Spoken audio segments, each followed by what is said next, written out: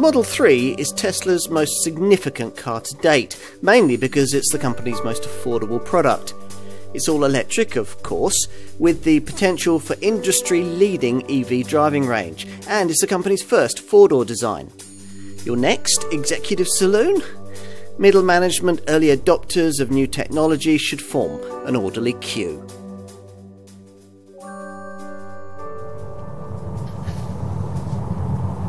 Previously, we've reviewed Tesla products as EVs. It's a measure of the importance of this one that we have to judge it by more conventional standards, as you would if you were considering it as an alternative to the BMW 3 Series, the Mercedes C-Class, or the Audi A4 mid-sized executive saloons that it wants to target. So, what will you feel here? Well, superbly accurate steering. It lacks only the final really feelsome element that's integral to a good European rack. A very well modulated set of brakes, quite a lot of tyre and wind roar, and firmish damping, which contributes to excellent body control through the turns, but doesn't crash too much through potholes or over speed humps.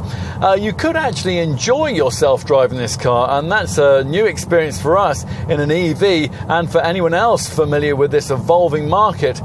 The smooth linearity of the throttle helps, although it is still prone to lurch the car forward like a startled rabbit if it's used without due care. If you were to mash it into the bulkhead of this top performance spec variant, you'd reach 60 miles an hour in just 3.2 seconds. Forget M3s and C63s, that is Ferrari fast. This performance derivative is one of the two top dual-motor all-wheel drive Model 3 variants, the other being the long-range version. That name designates that car's industry-leading WLTP-rated 348-mile driving range. For the performance model, the figure is 329 miles. You'll manage a little less than that, though, if you opt for the much more affordable Standard Range Plus Model 3 that the majority of customers are expected to choose. Here, a single-motor rear-driven setup gives you a 254-mile WLTP-rated driving capability between charges. If that mileage needs to be covered over long highway distances, you'll appreciate the extent of this car's autonomous driving capability, and that is courtesy of its integrated autopilot system, which uses 8 cameras, 12 ultrasonic sensors, and the forward-facing radar.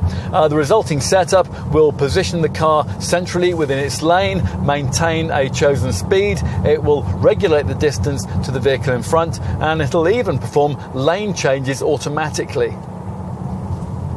As with any EV, you'll mainly be plugging in and replenishing the car overnight using the garage-mounted wall box that you'll need. The Tesla brand, though, gives you a much wider range of options for public charging when you're out and about, thanks to 430 UK supercharger locations, which are exclusive to Tesla owners, which allow you to charge the battery up to 80% capacity in as little as 30 minutes. Plus, there are a further 550 less powerful, but still very useful, so-called destination chargers in clubs, hotels, and other public locations around the country. Thanks to CCS socket compatibility, your Model 3 can also be used at any public charging point too, and you'll make big savings in terms of your tax, VED and maintenance liabilities. It's a mark of Tesla's brand identity that even someone unacquainted with EVs would probably recognise this car's maker. They might perhaps be less likely to recognise it as a Model 3, although on closer inspection the cues are quite distinct, although they're still very much EV orientated. Starting here at the front, where this more affordable Tesla design sees no need for the decorative front grille that aimed to ease the Tesla transition for Model S and Model X customers graduating over from something more conventional. A little overtaking presence has been lost as a result. From the side, you notice the short bonnet. That's facilitated by the skateboard-style chassis, which locates the drivetrain and batteries as low as possible in the car, enhancing interior space and lowering the centre of gravity. From almost any angle, this car looks more like a hatch than a saloon, including from the rear. It's certainly very Model S-like. As with that car, Tesla has mounted the charging flap neatly into the offside rear light cluster, and this time they've made the socket inside CCS compatible, so a wider number of public charging stations can be used. Once inside, you'll find yourself seated in a cabin that's more minimalist than a Scandinavian loft. Well, in terms of button clutter anyway, there's nothing minimalist about this enormous 15-inch central touchscreen onto which virtually all the driving, comfort and infotainment features you'll need have been located. Beyond this, operating control provision has been kept to the absolute minimum, which is all well and good. But potential premium segment European buyer of this car is ideally going to want all that minimality to be accompanied by the kind of cabin quality and richness of interior design that the posh German brands offer. You don't really get that here, but compensatory technology is absolutely dripping from every menu, and pinch and swipe action is accessible through this enormously capable central screen. There's a superb Google Earth navigation system, all the usual infotainment stuff, and even arcade games. The driving position does sit you a little higher than the segment norm, and the lack of a central transmission tunnel frees up loads of space for extra useful stowage compartments. Right, time to take a look in the back. At first glance here, it all seems good, especially compared to the cramped rear quarters you get in a rival BMW 3 Series or Mercedes C-Class.